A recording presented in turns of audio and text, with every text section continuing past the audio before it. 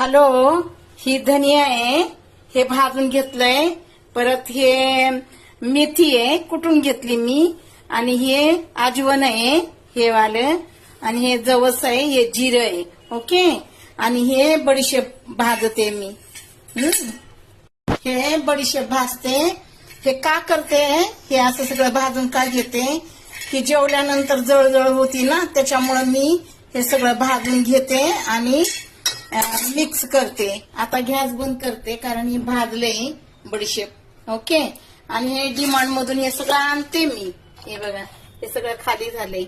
हे मेथी हे. ओके. आणि हे मी मिक्स करणार आणि एका बाटलीत भरणार आहे. जेवल्यानंतर मी खाते ही.